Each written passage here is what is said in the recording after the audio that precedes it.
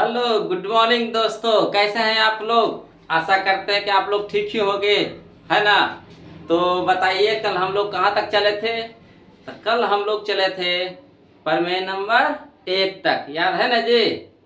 आज हम लोग चलेंगे प्रमेय नंबर 2 से। चलिए, तो प्रमेय नंबर 2 क्या कहता है, जो शुरू करते हैं। तो प्रमेय नंबर 2 है यूक्लिड विभाजन प्रमेय का। यूक्लिड विभाजन प्रमेय का, Euclid's division lemma. Euclid's division lemma, है ना। इसका देखिए कथन क्या कहता है। कथन देखिए इसका, यदि दो धन पूर्णांक ए और बी इस प्रकार हो कि ए बड़ा बराबर बी, ए बड़ा बराबर बी, जब ए में बी से भाग दिया जाता है तो भागफल यानी क्यू, भागफल किसको बोलता है? क्यू को।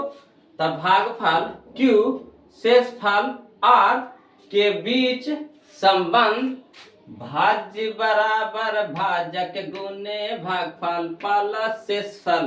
भाज्य बराबर भाजक गुने भागफल प्लस शेषफल का संबंध प्राप्त होता है। यह है हमारा प्रमेय जिसका कथन था, है ना।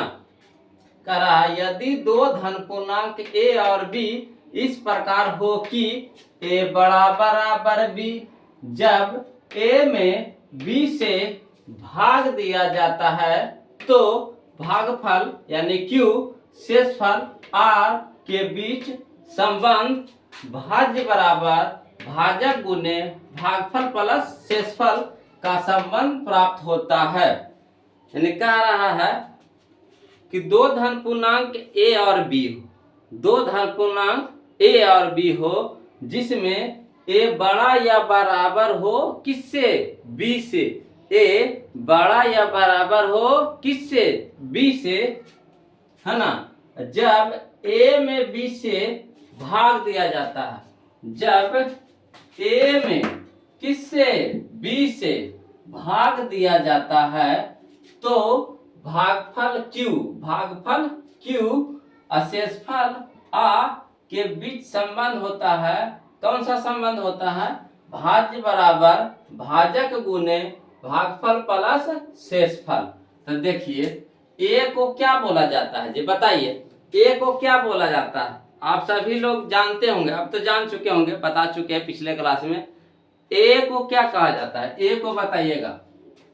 तो ए को बोला जाता है भाज्य, ए को बोला जाता है भाज्य। अब बताइएगा बी को क्या बोला जाता है जी? बी को क्या बोला जाता है जी, बताइए। तब बी को बोला जाता है भाजक, बी को बोला जाता है भाजक, बी को क्या बोला जाता है? भाजक। आया समझ में? ए को बोला जाता है भाज्य, अब बी को बोला जाता है भाजक। बी को क्या बोला जाता है? भाजक। अब क्यू को क्या बोला जाता है, बताइए ना जी। क्यू को क्या बोला जाता है? आप जानते होंगे, नहीं जानते हैं? कल ना बताए थे। चलिए देखिए, तब बी को बोला जाता है, बी को कहते हैं, क्यू को बोला जाता है भागफल। क्या बोला जाता है? भागफल। क्यू को बोला जाता है भागफल। तो सभी लोग जानते होंगे कि आर को क्या बोला जाता है, जानते ना जी। तो बता दीजिए क्या बोला जाता है। तो आर को बोला जाता है शेषफल। क्या बोला जाता है? शेषफल। आर को क्या बोला जाता है? शेषफल। जानते हैं ना जी। तो यही कह रहा था कि भाज्य बराबर भाजक गुने भागफल प्लस शेषफल, यानी ए बराबर बी क्यू प्लस आर। ये फार्मूला माने ये संबंध पूछ रहा है, संबंध प्राप्त होता। तो देखिए हम लोग एग्जाम्पल के द्वारा कर दिए हैं। ए में बी से भाग दिए तो भागफल कितना आया जी? क्यू। शेषफल कितना प्राप्त हुआ जी? आर। तो यूक्लिड विभाजन प्रमेय से क्या कहता है? कल इसको बताए थे यूक्लिड विभाजन प्रमेय से भाज्य बराबर भाजक गुने भागफल प्लस शेषफल।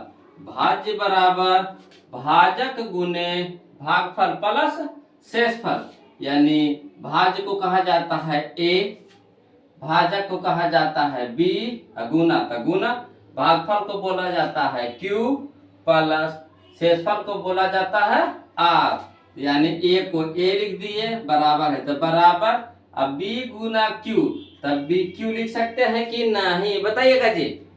बी गुना क्यू, तब बी क्यू लिख सकते हैं कि नहीं। ऐसे 2 गुना एक्स, तो क्या लिख सकते हैं, 2x लिखते हैं कि नहीं। तो इसी तरह से b गुना क्यू तो क्या लिखेंगे, बी क्यू, अब प्लस कितना आर, तो यही हमारा संबंध प्राप्त हुआ। एग्जाम्पल के द्वारा हम लोग दर्शा दिए क्या, तो a बराबर बी क्यू प्लस आर, ए बराबर बी क्यू प्लस आर, याद कर लीजिए जी, ये बार बार आपको जरूरत पड़ेगा जब हम लोग एक्सरसाइज में घुसेंगे, एक्सरसाइज में पहुंचेंगे, तो वहां पे बार बार इस चीज का जरूरत आएगा। कौन सा फॉर्मूला, ए बराबर बी क्यू प्लस आर, ए बराबर बी क्यू प्लस आर, यानी भाज्य बराबर भाजक गुने भागफल प्लस शेषफल, भाज्य बराबर भाजक गुने भागफल प्लस शेषफल।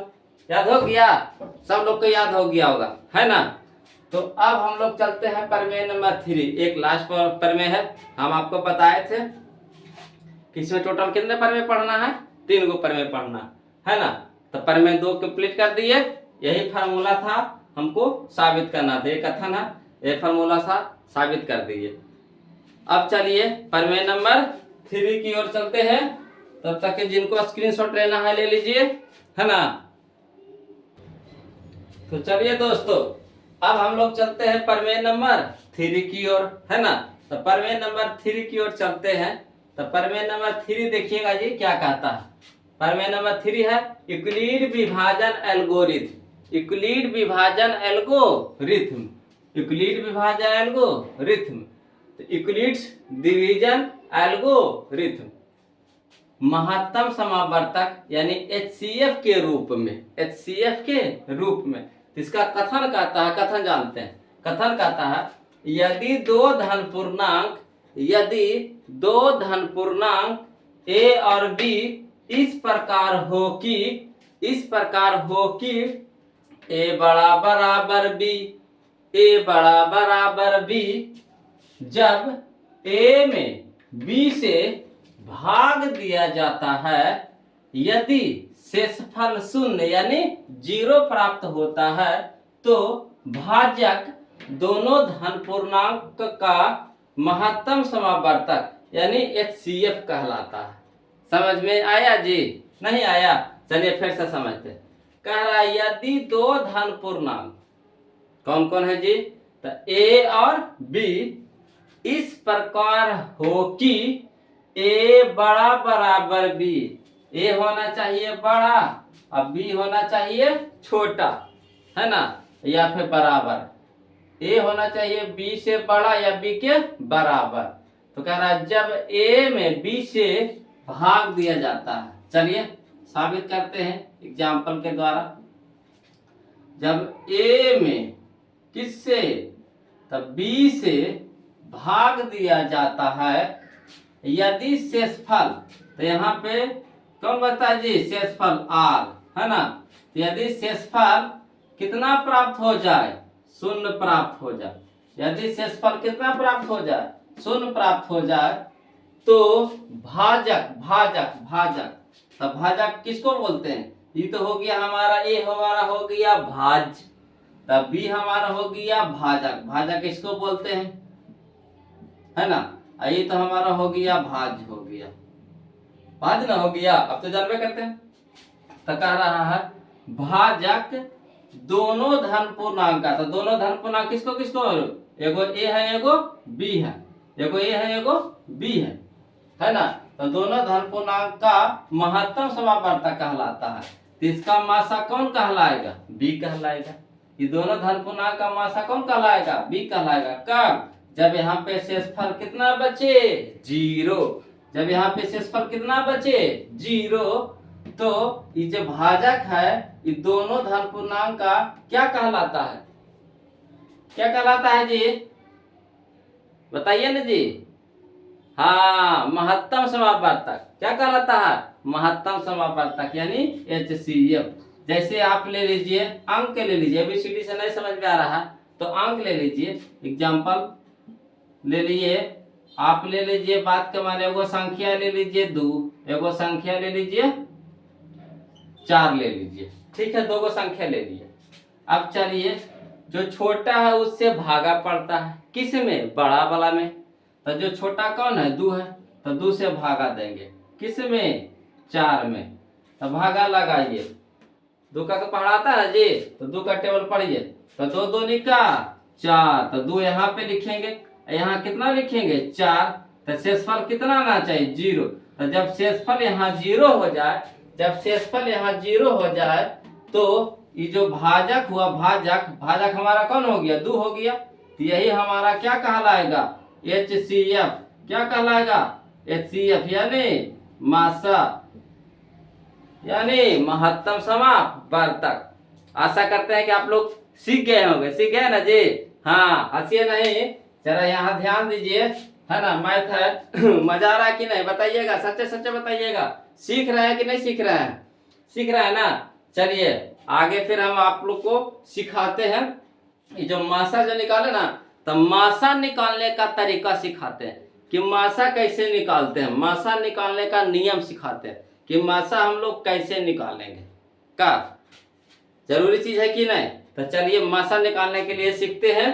तब तक आप स्क्रीनशॉट लेना चाहते हैं तो ले लीजिए।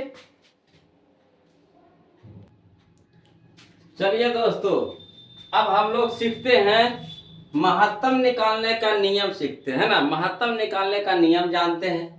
देखिए, जब 2 संख्या दिया हुआ रहता है तो उससे महत्तम कैसे निकालते हैं, तो इसका पहले नियम है, नियम को जान लीजिए। देखिएगा मजा आएगा चैप्टर बनाने में। अब हम लोग का चैप्टर बहुत ही नजदीक है, बस इसके बाद हम लोग चैप्टर चालू करेंगे। इसके बाद अपना चैप्टर चालू होने वाला है 1.1, एक्सरसाइज 1.1। तो देखिएगा एकदम धड़ल्ले से बनेगा। तो पहला पॉइंट में कहता है, दिए गए 2 धन पूर्णांक में, दिए गए 2 धन पूर्णांक में से बड़ा धन पूर्णांक को ए, बड़ा धन पूर्णांक को ए, दिमाग में सेट कर लीजिएगा। दिए गए 2 धन पूर्णांक में से बड़ा धन पूर्णांक को ए और छोटा धन पूर्णांक को बी माना जाता है। बड़का को मानेंगे ए या छोटका को मानेंगे बी, बड़का को मानेंगे ए या छोटका को मानेंगे बी। आया समझ में? दिमाग में सेट हुआ जी? कहता है बड़का को मानना है ए और छोटका को मानना है बी। 2 गो धन पूर्णांक दिया हुआ रहेगा, एगो रहेगा उसमें से छोटा, एगो रहेगा उसमें से बड़ा। तो छोटका को मानेंगे बी और बड़का को मानेंगे ए, बड़का को मानेंगे ए, छोटका को मानेंगे बी, छोटका को मानेंगे बी और बड़का को मानेंगे ए। आया?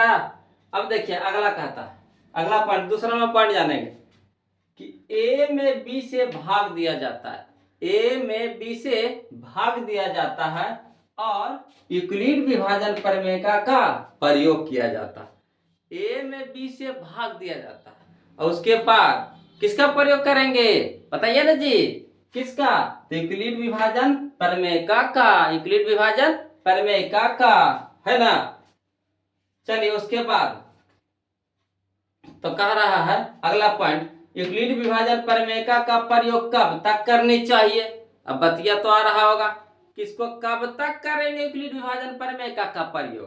तो देखिए कहता है यूक्लिड विभाजन प्रमेय का प्रयोग कब तक करने चाहिए, जब तक कि शेषफल शून्य प्राप्त नहीं हो जाता। कब तक करना है? जब तक कि शेषफल यानी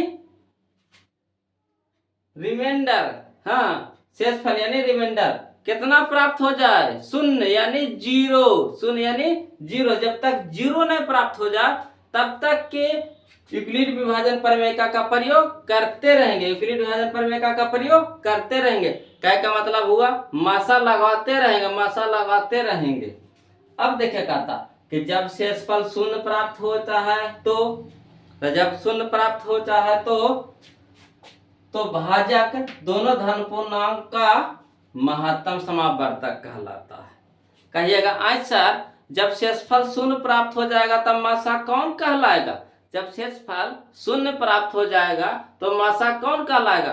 तो जिससे भागा लगा ना जी, जिससे भागा लगा, जिसके भागा लगाने के बाद जो शेषफल शून्य आया तो वही हमारा क्या हो गया? तो वही हमारा मासा हो गया, है ना। जैसे मान लीजिए कि ए से, ए में भागा लगा रहा है किससे? बी से। यहाँ शेषफल कितना आ गया? शून्य आ गया। शेषफल कितना आ गया? शून्य आ गया। तो यही हमारा क्या कहलाएगा? मासा कहलाएगा। याद हुआ? आ गया समझ में? तो चलिए आज के लिए सेवा इतने ही करते रखते हैं, फिर मिलते हैं अगले वीडियो में, है ना। हमारा चैप्टर शुरू होने वाला है अगला वीडियो में। कौन सा चैप्टर जी बताइए? तो प्रश्नावली 1.1, प्रश्नावली 1.1, है ना। मिस नहीं कीजिएगा, मिस नहीं कीजिएगा, मिस कीजिएगा तो गड़बड़ा ना जाएगा। और प्लीज जहां तक संभव हो, है ना, इस लिंक को अपने दोस्तों के बीच शेयर कर दीजिए, है ना। और फटाफट चैनल को सब्सक्राइब कर लीजिए। आगे बहुत मजा आने वाला है इस वीडियो में, है ना। बने रहिए, है ना। फिर मिलते हैं इसके बाद, है ना, नए जुनून नए जोश के साथ नए चैप्टर में, जिसका नाम है प्रश्नावली 1.1। तब तक के लिए जय हिंद, है ना। सर ये स्क्रीनशॉट ले लीजिए अपना।